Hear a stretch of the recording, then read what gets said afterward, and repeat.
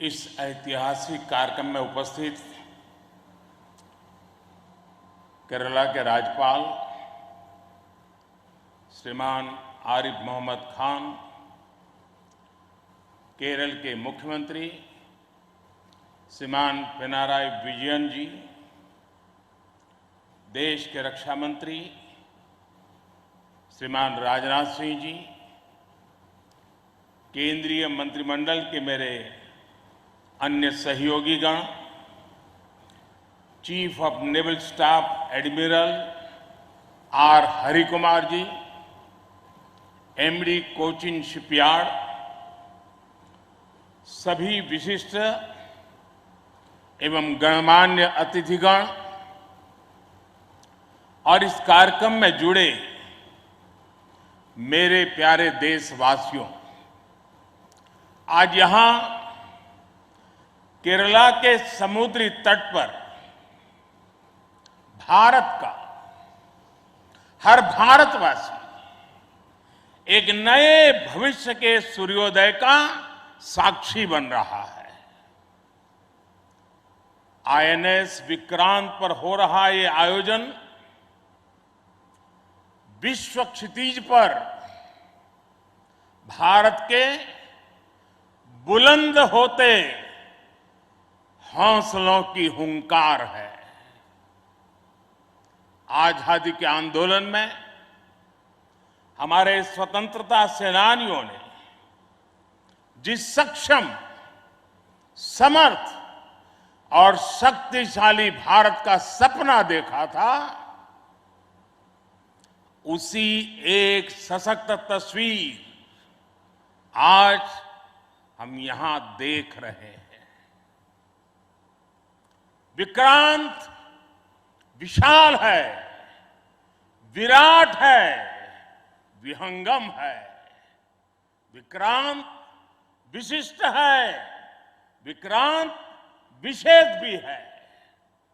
विक्रांत केवल एक युद्धपोत नहीं है, ये 21वीं सदी के भारत के परिश्रम, प्रतिभा, प्रभाव और प्रतिबद्धता का प्रमाण है।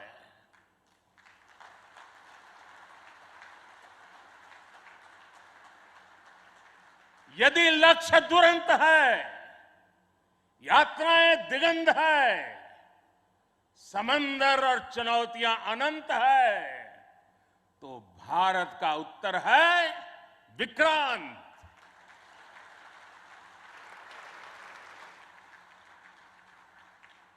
आजादी के अमृत महोत्सव का अतुलनीय अमृत है विक्रांत। आत्मनिर्भर होते भारत का अद्वितीय प्रतिबिंब है विक्रांत। ये हर भारतीय के लिए गर्व और गौरव का अनमोल अवसर है। ये हर भारतीय का मान, स्वाभिमान बढ़ाने वाला अवसर है। मैं इसके लिए हर एक देशवासी को बधाई देता हूं। साथियों, लक्ष्य कठिन से कठिन क्यों न हो, चुनौतियां बड़ी से बड़ी क्यों न हो, भारत जब ठान लेता है तो कोई भी लक्ष्य असंभव नहीं होता है।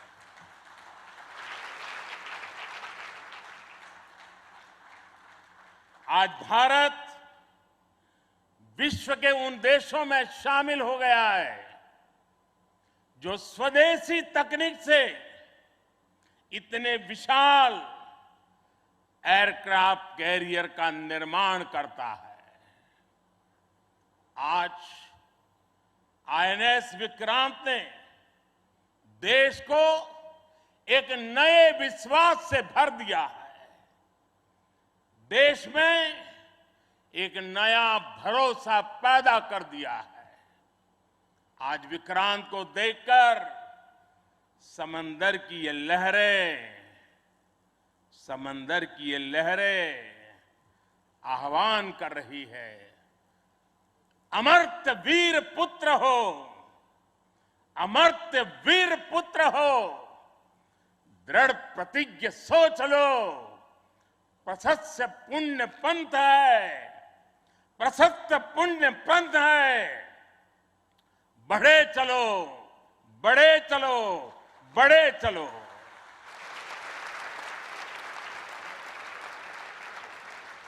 साथियों, इस ऐतिहासिक अवसर पर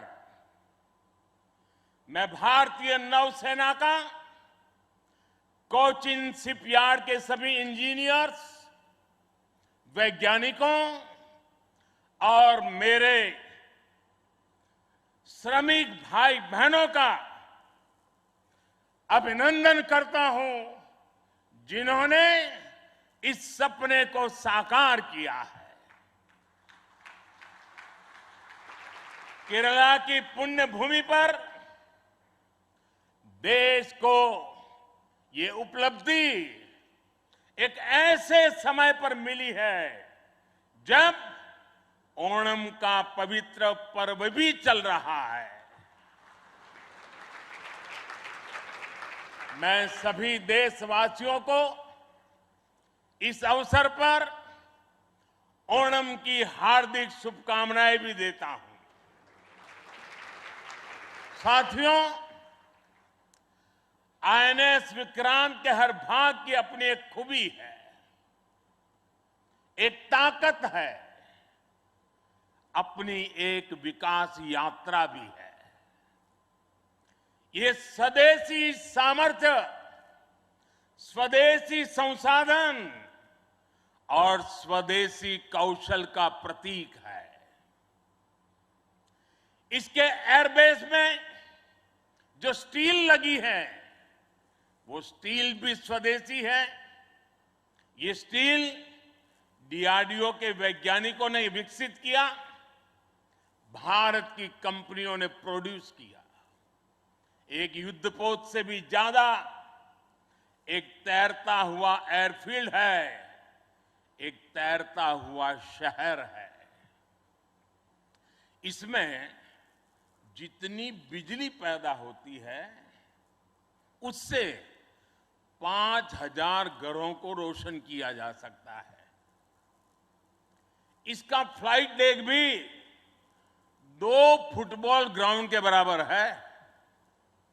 विक्रांत में जितने केबल्स और वायर्स इस्तेमाल हुए हैं, वो कोची से शुरू हो तो काशी तक पहुंच सकते हैं।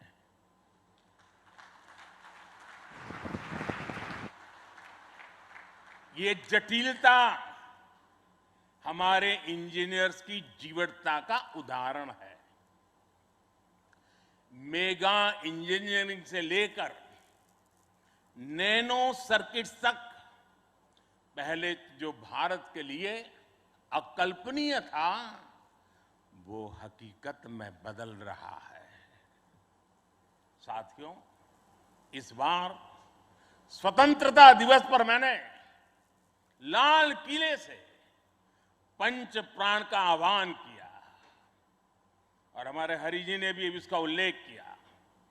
इन पंच प्राणों में पहला प्राण है विकसित भारत का बड़ा संकल्प, दूसरा प्राण है गुलामी की मानसिकता का संपूर्ण त्याग, तीसरा प्राण है अपनी विरासत पर गर्व, चौथा और पांचवा प्राण है देश की एकता, एकजुटता और नागरिक कर्तव्य।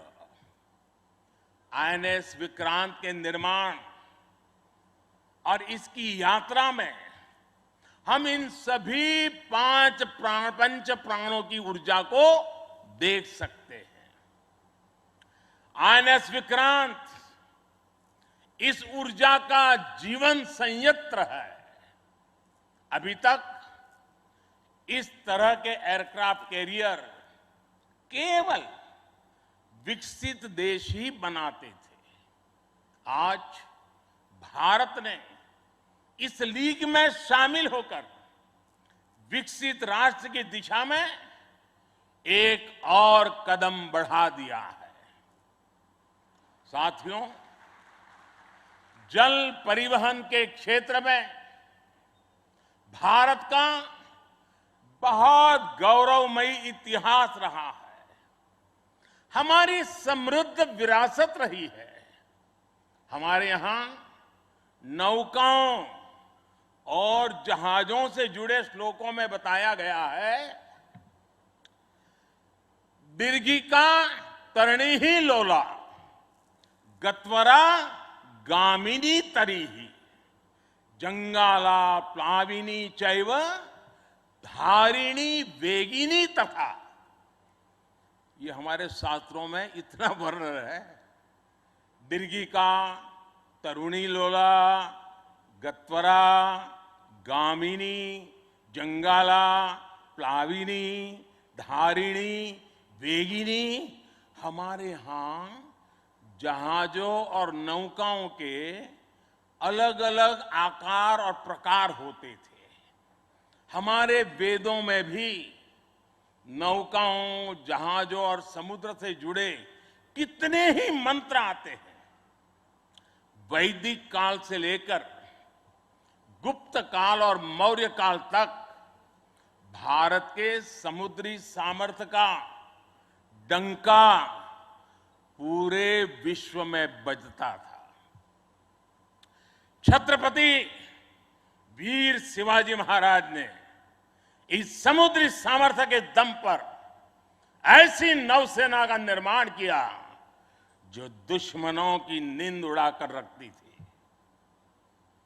जब अंग्रेज भारत आए तो वो भारतीय जहाजों और उनके जरिए होने वाले व्यापार की ताकत से घबराए रहते थे। इसलिए उन्होंने भारत की समुद्री सामर्थ्य की कमर तोड़ने का फैसला लिया।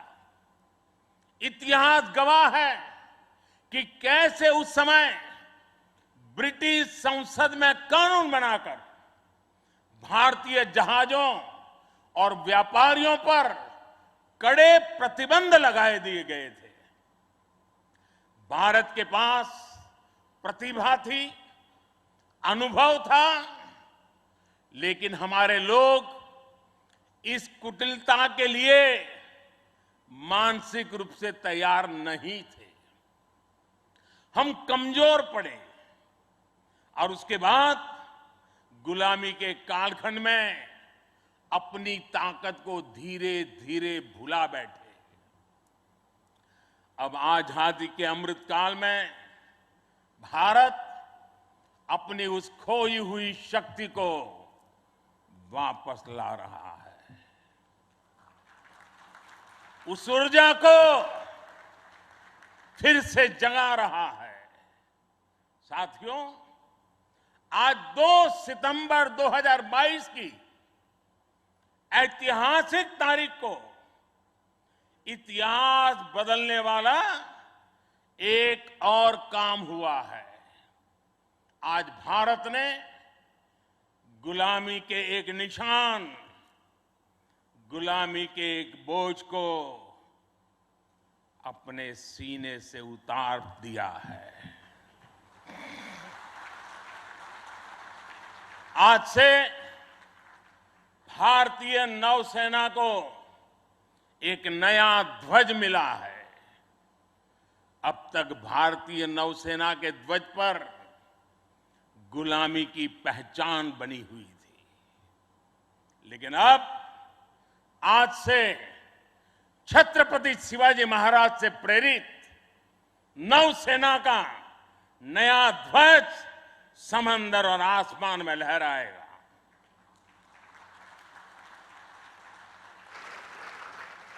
कभी रामधारी सिंह दिनकर जी ने अपनी कविता में लिखा था, नवीन सूर्य की नई प्रभा, नवीन सूर्य की नवीन प्रभा, नमो नमो नमो नमो स्वतंत्र भारत की ध्वजा, नमो नमो नमो। आज इसी ध्वज वंदना के साथ मैं ये नया ध्वज नौसेना के जनक छत्रपति वीर शिवाजी महाराज को समर्पित करता हूं।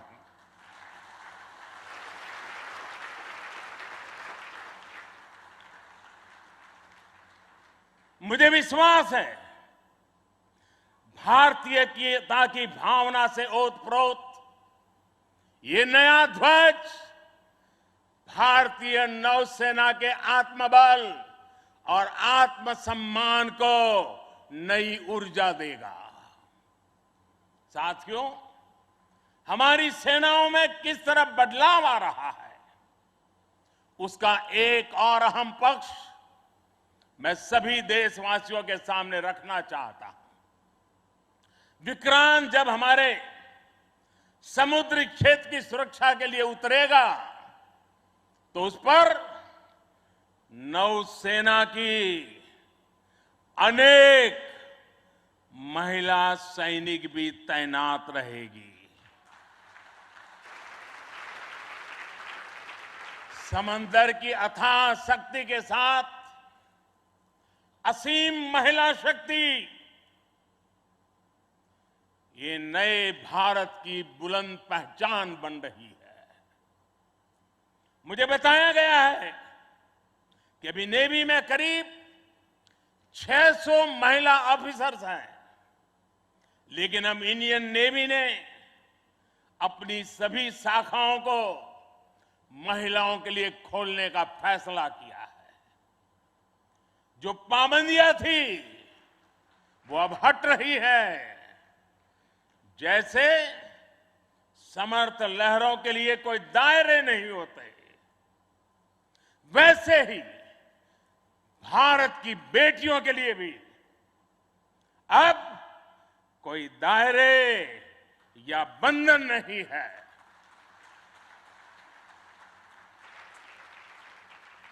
अभी 1-2 साल पहले विमेन ऑफिसर्स ने तारिणी बोट से पूरी पृथ्वी की परिक्रमा की थी।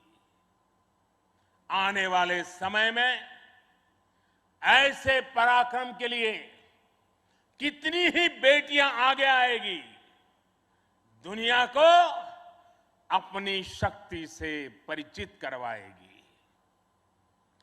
नेवी की तरह ही तीनों सशस्त्र सेनाओं में युद्धक भूमिकाओं में महिलाओं को शामिल किया जा रहा है।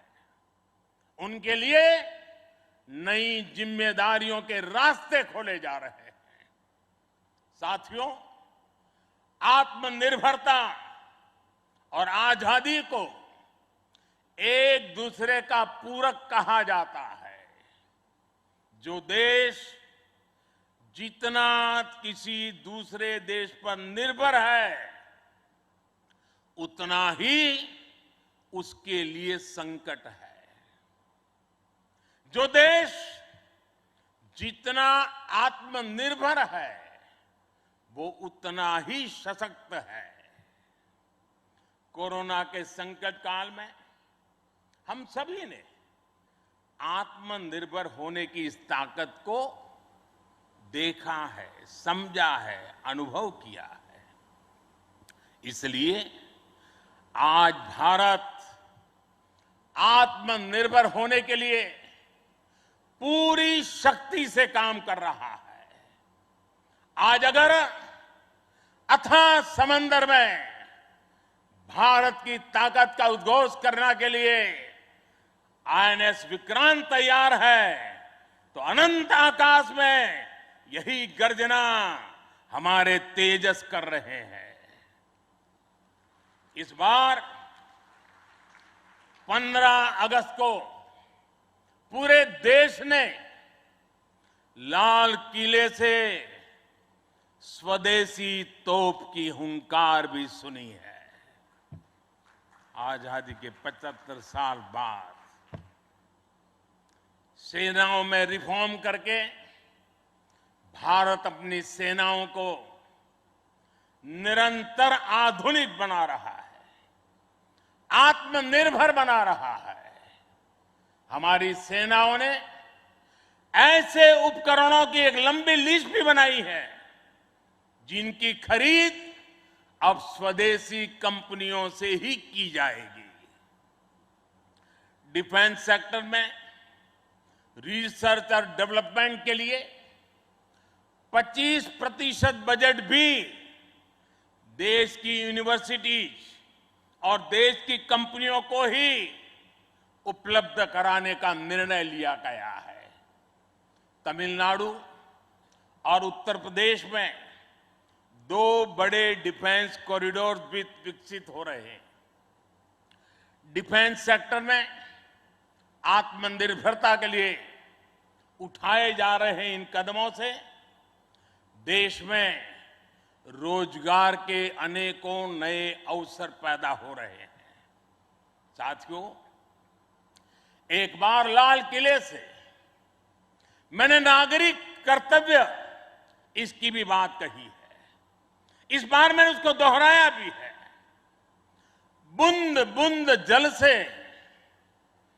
जैसे विराट समंदर बन जाता है, वैसे ही भारत का एक एक नागरिक वोकल फॉर लोकल, अगर वोकल फॉर लोकल के मंत्र को जीना प्रारंभ कर देगा तो देश को आत्मनिर्भर बनने में अधिक समय नहीं लगेगा। जब सभी देशवासी लोकल के लिए वोकल होंगे तो उसकी गूंज सिर्फ भारत में ही नहीं बल्कि पूरी दुनिया में सुनाई देगी।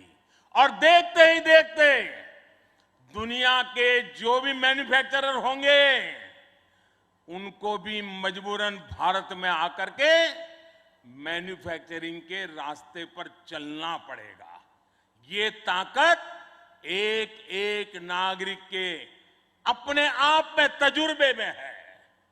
साथियों, आज जिस तेजी से वैश्विक परिवेश बदल रहा है, वैश्विक परिदृश्य बदल रहा है, उसने विश्व को मल्टीपोलर बना दिया है।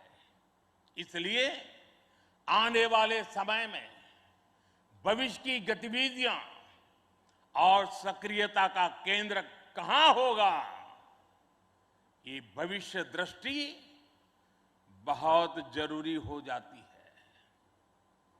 उदाहरण के तौर पर पिछले समय में इंडो पैसिफिक रीजन और इंडियन ओशन में सुरक्षा चिंताओं को लंबे समय तक नजरअंदाज किया जाता रहा, लेकिन आज ये क्षेत्र हमारे लिए देश की बड़ी रक्षा प्राथमिकता है। इसलिए हम नौसेना के लिए बजट बढ़ाने से लेकर उसकी क्षमता बढ़ाने तक हर दिशा में काम कर रहे हैं।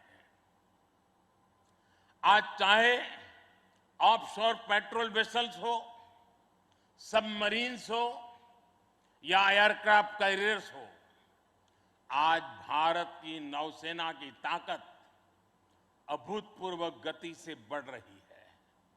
इससे आने वाले समय में हमारी नेवी और मजबूत होगी। ज्यादा सुरक्षित सी लेन्स, बेहतर मॉनिटरिंग और बेहतर प्रोटेक्शन से हमारा एक्सपोर्ट, मैरीटाइम ट्रेड और मैरीटाइम प्रोडक्शन भी बढ़ेगा। इससे केवल भारत ही नहीं बल्कि दुनिया के दूसरे देशों और विशेषकर हमारे पड़ोसी मित्र राष्ट्रों के लिए व्यापार और समृद्धि के नए रास्ते खुलेंगे। साथियों, हमारे यहां शास्त्रों में कहा जाता है और बहुत महत्वपूर्ण बात कही जाती है, और जिस बात को हमारे लोगों ने संस्कार के रूप में जिया है, हमारे यहां शास्त्रों में कहा गया है, विद्या विवादाय, धनम मदाय, शक्ति ही परेशान पर पीड़नाय, खलस्य साधो विपरीतम एतत् ज्ञानाय दानाय च रक्षणाय। अर्थात दुष्ट की विद्या विवाद करने के लिए, धन घमंड करने के लिए और शक्ति दुष्करों को प्रताड़ित करने के लिए होती है। लेकिन सज्जन के लिए ये ज्ञान, दान और कमजोर की रक्षा का जरिया होता है।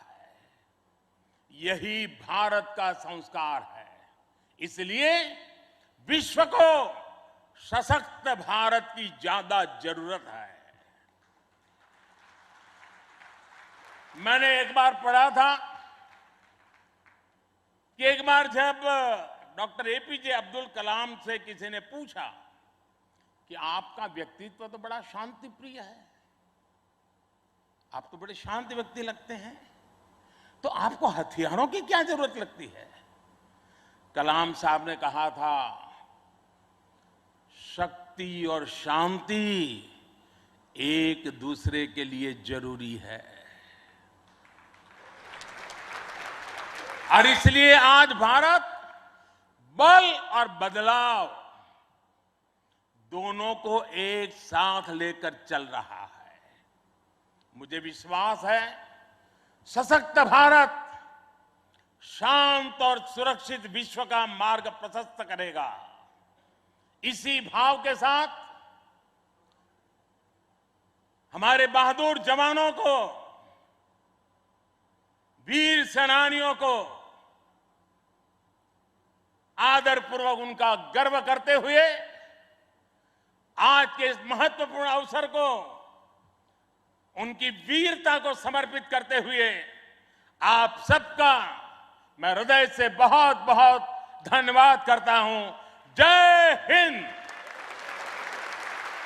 देवियों और सज्जनों, भारत के प्रधानमंत्री श्री नरेंद्र मोदी की भव्य उपस्थिति में एक बुलंद आवाज में मेरे साथ 3